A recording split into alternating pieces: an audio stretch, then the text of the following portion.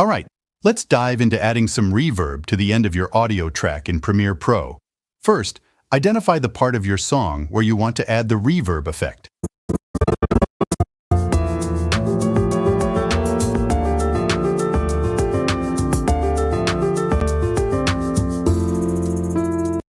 If needed, trim your audio track to isolate that section. Next, right-click on the isolated section and select Nest.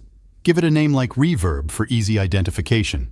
Now head over to the Effects tab on the left-hand side and search for Reverb. Drag the Studio Reverb effect onto your nested sequence. With the Studio Reverb effect applied, go to the Effects control panel and under the Reverb settings, select Edit. Adjust the decay parameter, the second one, by sliding it all the way to the right, typically to 10,000 ms, for a longer reverb tail. Now listen to the audio. You should hear the reverb effect.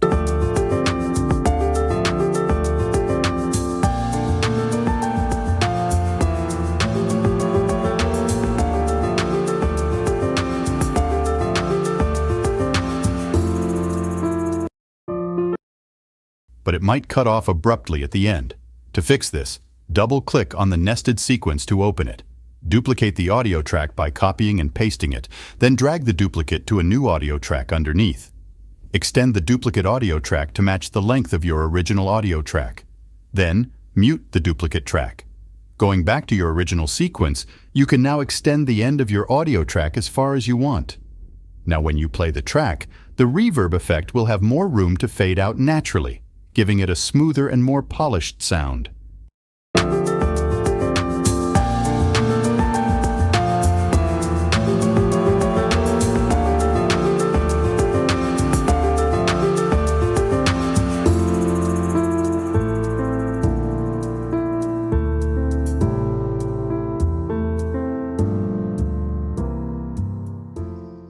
And there you have it.